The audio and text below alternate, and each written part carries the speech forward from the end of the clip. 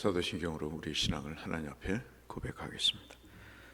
나는 전능하신 아버지 하나님 천지의 창조주를 믿습니다. 나는 그의 유일하신 아들 우리 주 예수 그리스도를 믿습니다. 그는 성령으로 잉태되어 동정녀 마리아에게서 나시고 본디오 빌라도에게 고난을 받아 십자가에 못 박혀 죽으시고 장사된 지 사흘 만에 죽은 자 가운데서 다시 살아나셨으며 하늘에 오르시어 전능하신 아버지 하나님 우편에 앉아 계시다가 거기로부터 살아있는 자와 죽은 자를 심판하러 오십니다. 나는 성령을 믿으며 거룩한 공교회와 성도의 교제와 죄를 용서받는 것과 몸의 부활과 영생을 믿습니다. 아멘. 찬송가 300장 함께 찬송하겠습니다.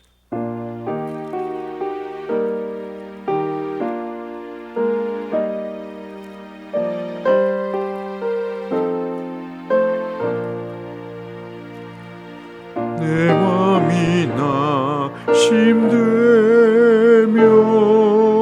근심에서 눌릴 때 주께서 내게 오사 위로해 주시네. 가는 길 깜깜하고 괴로움 많으나 주께서 함께하며 내 짐을 지시네. 그네가 내게 족하네. 그네가 족하네. 이 괴로운 세상 지날 때 그네가 족하네. 희망이 사라지고 친구 날 버릴 때 주 내게 속히 오이며 새 희망 주시네. 싸움이 맹렬하여 두려워 떨 때에 승리의 여왕이 되신 주님 성 들리네. 그네가 내게 속하네. 그네가 족하네. 이 괴로운 세상 지날 때 그네가 족하네. 민민이 가득 차고 눈물이 흐를 때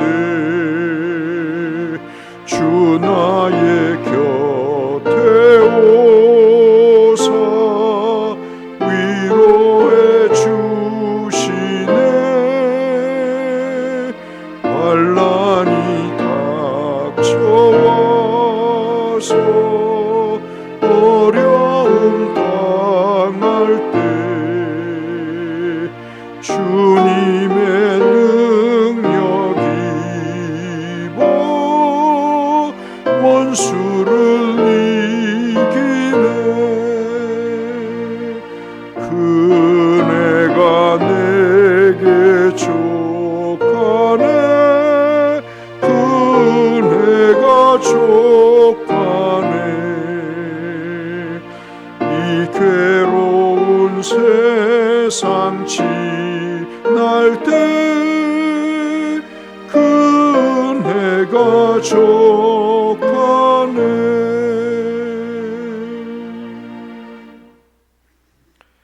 아멘. 오늘은 욥기 33장의 말씀을 잠시 보겠습니다. 33장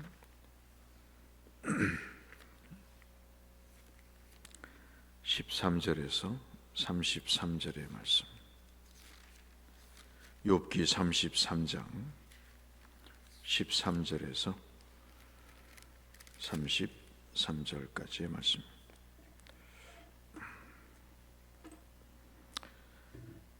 하나님께서 사람의 말에 대답하지 않으시다 하여 어찌 하나님과 논쟁하겠느냐.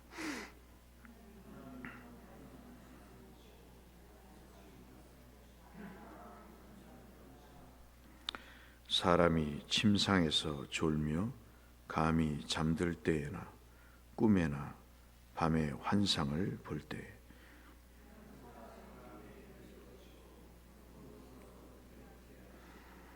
이는 사람에게 그의 행실을 버리게 하려 하심이며 사람의 교만을 막으려 하심이라.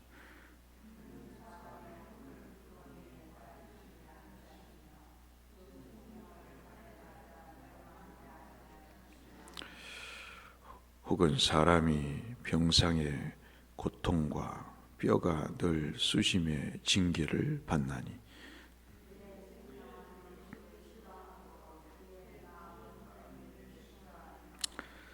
그의 살은 파리하여 보이지 아니하고 보이지 않던 뼈가 드러나서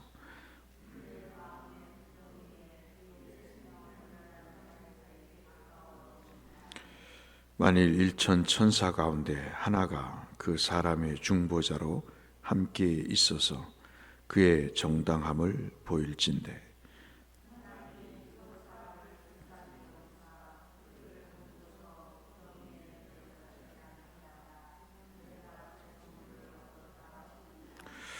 그런지 그의 살이 청년보다 부드러워지며 젊음을 회복하리라.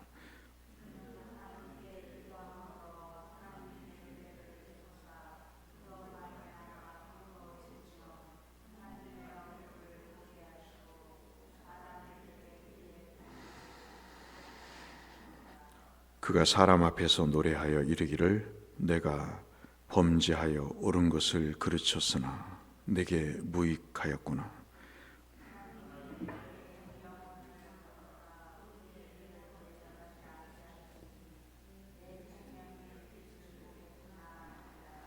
실로 하나님이 사람에게 이 모든 일을 제삼 행하심은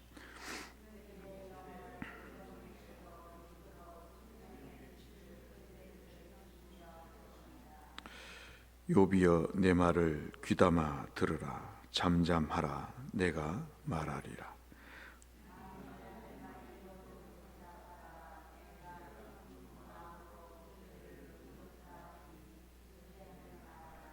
함께 하겠습니다. 만일 없으면 내 말을 들으라. 잠잠하라. 내가 지혜로 그대를 가르치리라.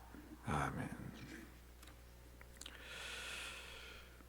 때로는 살다 보면 참 이런 일 저런 일 겪고 삽니다마는 당하는 고통과 어려움도 참기 힘들고 오늘 우리가 읽었던 표현처럼 20절 말씀인가요?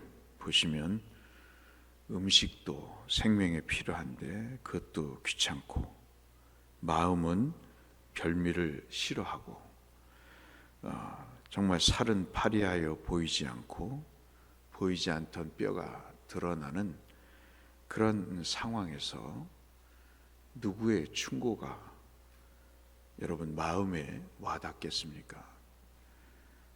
특별히 말을 함부로 하거나 자기의 어떤 지식도 없으면서 떠들고 다니는 그런 일들을 겪으면은 사람이 참 생이 우습다 하는 생각을 갖지 않겠습니까? 지금 이 33장의 말씀은 그냥 들어보면 참 좋은 말 같다 하는 생각이 들 정도로 굉장히 통찰력이 있는 말씀인 것은 사실입니다. 근데 이 엘리후라는 친구는 욥의 친구 중에서 가장 나이가 적은 그런 사람이고, 특별히 그럼에도 불구하고 다른 친구들과는 좀 그 됨됨이가 그래도 나은 사람의 형편입니다.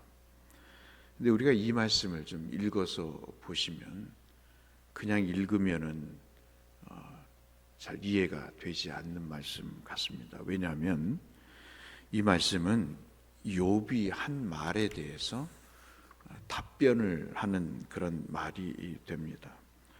먼저 13절을 한번 보시면 13절에 욥이 뭐라고 이야기를 하냐면 하나님이 자기의 기도에 응답하지 않으셨다. 지금 욥의 괴로움이 사실 그렇거든요.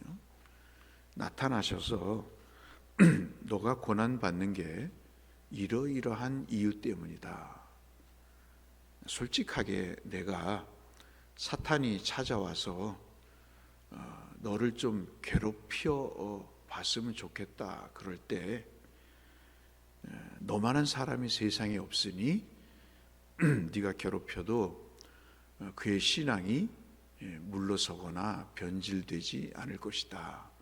그렇게 얘기를 했었다. 나는 너를 믿으니 네가 좀 어렵지만 견뎌봐라. 그러면 얼마나 속 편하겠습니까? 지금 욥은 이 순간까지도 33장 올 때까지도 무슨 일이 벌어졌는지, 하나님과 어떤 거래가 있는지 알지 못하는 상황입니다. 그러니 기도를 해도 답답하지 않는 거죠. 답답한 거죠. 기도를 안 하는 사람은 답답함이 뭔지도 모르지만, 그러나 이 양반은 평소에 하나님과 긴밀한 교제를 나누고 계셨던 분이라 욥 자신이 너무나도 하나님이 대답을 안 하시니 참으로 죽을 노릇인 것이죠. 거기에 대해서 14절부터 세 가지 엘리후라는 친구가 답을 하는 것입니다.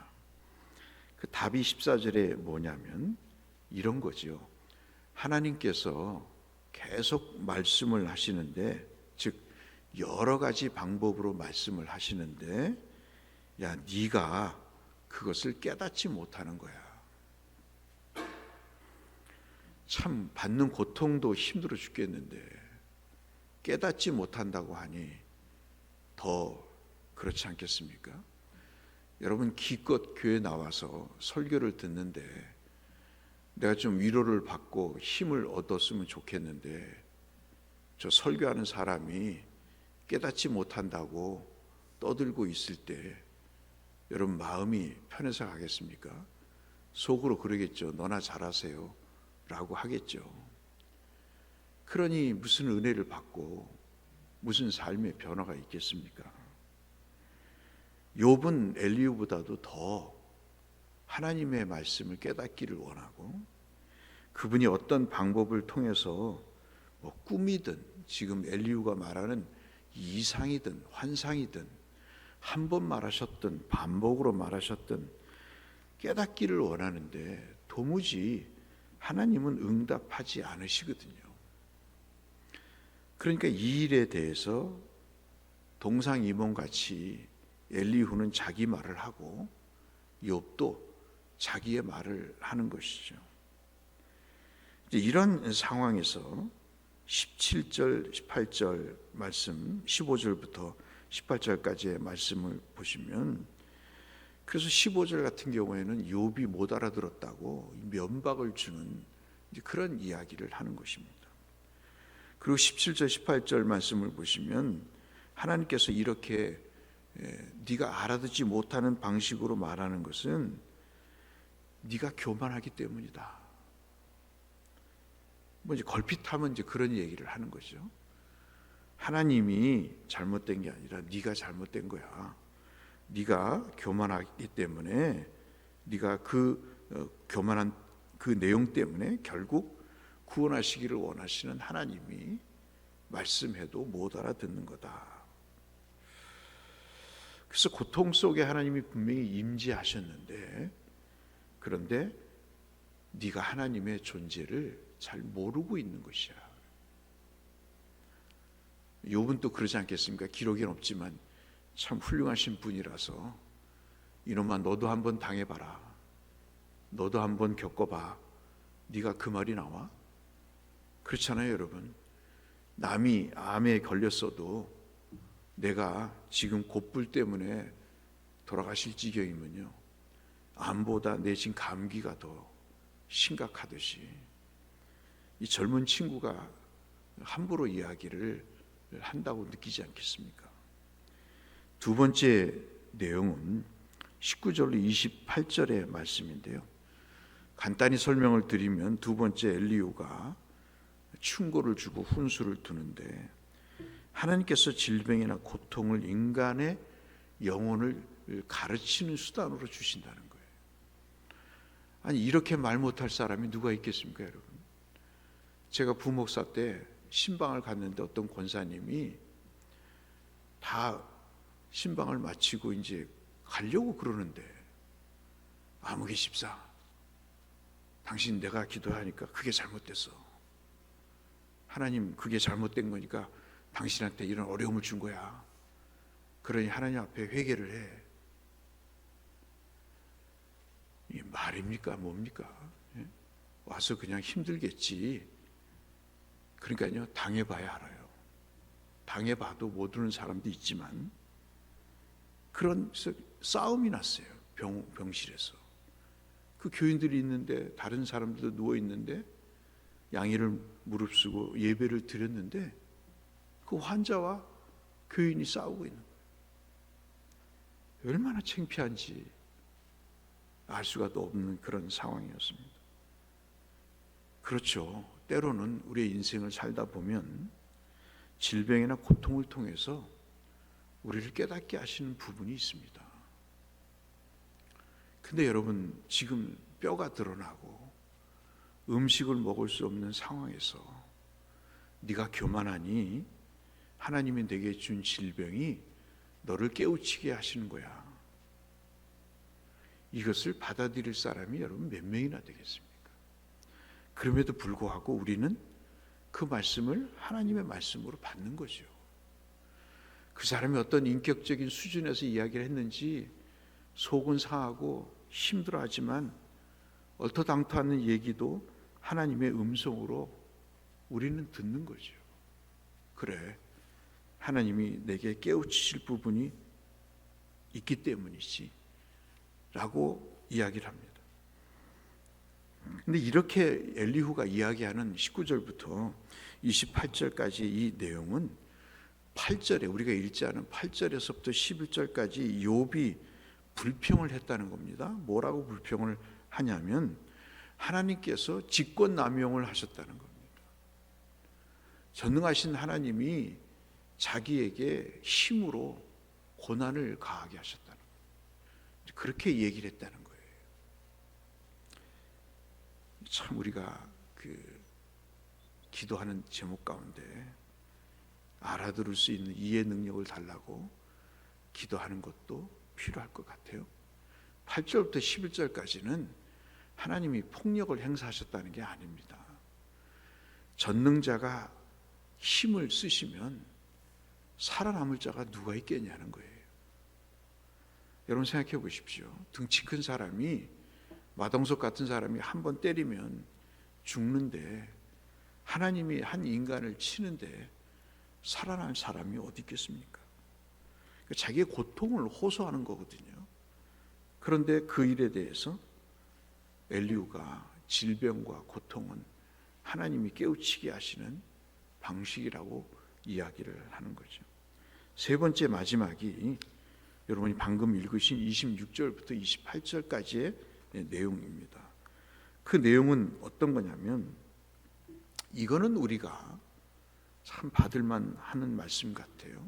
그게 뭐냐면, 고통이 우리에게 주어지고 음식을 전폐하고 뼈가 그냥 드러나는 그런 상황, 그런 고난일지라도 그 고난을 창조적으로 생각해 보라 하는 겁니다.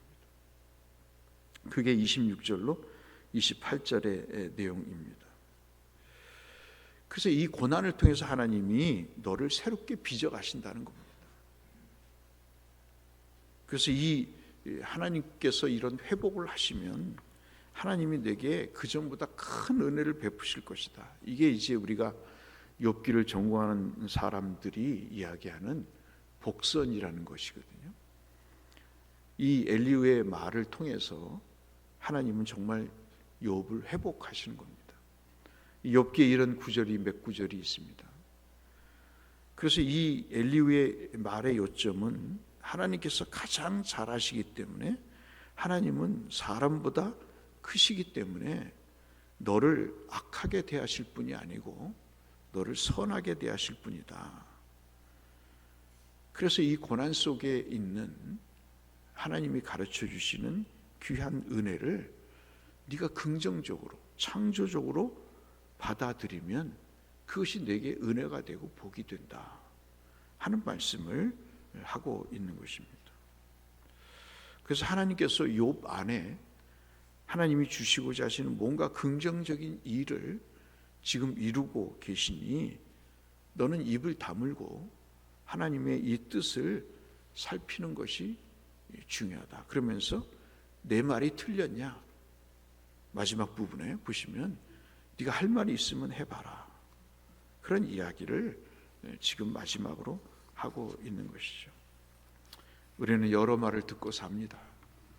참 기가 막힌 얘기도 듣고, 때로는 감탄하기도 하고, 때로는 돌아서서 눈물을 흘리면서 저런 사람을 통해서도 하나님이 내게 주시는 음성이 있으니 내게 양식이 되도록 내가 받아들여야지 하면서 굳게 주먹을 쥐고 다시 한번 생각해 보는 그런 때도 있습니다. 엘리후의 말은 맞을 수도 있고 틀릴 수도 있습니다. 정답이 아니죠. 그러니 이것은 받아들이는 욥이나 또는 우리가 어려움을 처했을 때 우리가 받아들일 수 있는 그런 말로 우리가 받는다면 우리에게 유익이 되겠죠. 좌우간 하나님은 고난 중에서도 욥을 회복하시고 그 일을 위해서 주님은 일을 하고 계시는 것은 사실인 것 같습니다. 그러나 당장 힘든 것은 나나 여러분이나 또는 욥이나 마찬가지죠. 두 가지만 생각했으면 좋겠습니다. 때에 맞는, 상황에 맞는 말을 하는 것이 중요하다 하는 것이고요. 그냥 하나님 갖다 붙이는 게 아니라 하나님의 위로와 격려를 전해주는 것이 우리에게 먼저 필요하다고 보고요. 그 다음에 내 입장에서는 지금 엘리후가 말한 대로 하나님의 고난 속에는 창조적인 그런 뜻이 있다, 나를 빚어가시는 뜻이 있다고 받아들이는 그 모습이 우리에게 필요하다 하는 두 가지 말씀을 하시는 것 같습니다. 어찌됐든 이 아침 기도했으면 좋겠습니다. 말 잘하는 성도가 되게 해달라고, 정말 때에 맞게 그 사람을 세워주고 그 사람을 믿음으로 잘 자라게 할 수 있는 격려의 말, 위로의 말, 칭찬의 말, 때로는 훈계의 말을, 그리고 나는 그 말을 받아서 하나님의 뜻으로 받아들이는 믿음의 도량이 있게 해달라고 기도하신다면 오늘 33절을 읽으신, 3장을 읽으신 중요한 의미를 캐치하시는 것이다 볼 수 있겠습니다. 우리 모두에게 이 은혜가 있기를 주의 이름으로 축원합니다. 아버지 하나님, 하나님께서 응답하지 않으신 것처럼 여겨질 때도 있고 하나님께서 여전히 저희를 사랑하시고 저희를 듣고 계시는 때도 있습니다. 그러나 분명한 것은 저희가 생각지 못한 방식으로 여전히 말씀하시는 분임을 저희들 받습니다. 어떻게 하나님을 다 이해할 수가 있겠습니까? 그 말씀을 들을 수 있는 은혜를 주시고 아버지께서 저희의 그 인생에 주시는 고난이 아버지의 선하신 목적을 위함임을 알고 그 과정 속에 정금같이 믿음이 이루어지는 은혜도 베풀어 주옵소서. 예수 그리스도의 이름으로 기도 올리옵나이다. 아멘. 하늘에 계신 우리 아버지, 아버지의 이름을 거룩하게 하시며 아버지의 나라가 오게 하시며 아버지의 뜻이 하늘에서와 같이 땅에서도 이루어지게 하소서. 오늘 우리에게 일용할 양식을 주시고 우리가 우리에게 잘못한 사람을 용서하여 준 것 같이 우리 죄를 용서하여 주시고 우리를 시험에 빠지지 않게 하시고 악에서 구하소서. 나라와 권능과 영광이 영원히 아버지의 것입니다. 아멘. 함께 기도하며 주 앞에 나가겠습니다.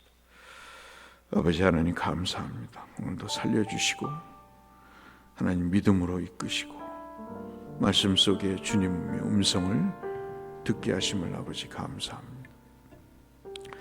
오늘이라고 일컫는 이 시점에 나를 또한 빚어주시고 인도하시는 주의 손길을 경험하게 하셨사오니 또 한 구석 변하게 하여 주시고 또 한 면이 그리스도를 닮아가는 면이 될 수 있도록 아버지 역사하여 주옵소서. 부모를 여의고 하나님 어려움과 고통 속에 있는 유가족들을 위로하시고 아버지 하나님께서 저들의 삶에 부활의 소망이 되어주시고 믿음으로 새롭게 되는 계기가 되게 하시며 여러 가지 회복과 화목과 화평을 허락하셔서 하나님 더 믿음의 가정으로 우뚝 세워갈 수 있도록 아버지 도와주옵소서. 육신적으로 경제적으로 마음적으로 어려움에 처한 성도들을 기억하시고 하나님 앞에 나와 무릎 꿇고 빌 때마다 아버지 하나님 그 기도를 응답하시며 삶에 필요한 모든 하늘의 요소를 허락하셔서 땅을 딛고 비록 이 땅에 살지만 하나님이 주시는 하나님이 빚어가시는 그 은혜와 섭리 속에 더욱더 아버지 하나님 단단해지게 하시고 더욱더 신령하게 하시고 더욱더 영적이게 하여 주셔서 아버지 하나님이 험한 세상 주님 부른 300장의 찬송처럼 주여 오늘의 은혜가 족함을 알게 하시고 그 믿음의 길을 걸어갈 수 있도록 역사하여 주옵소서. 모두에게 위로를 허락하시고 당신의 말씀에 깊이와 높이와 넓이와 높이를 따라 하나님의 작정하신 역사를 은혜와 축복으로 베풀어 주옵소서.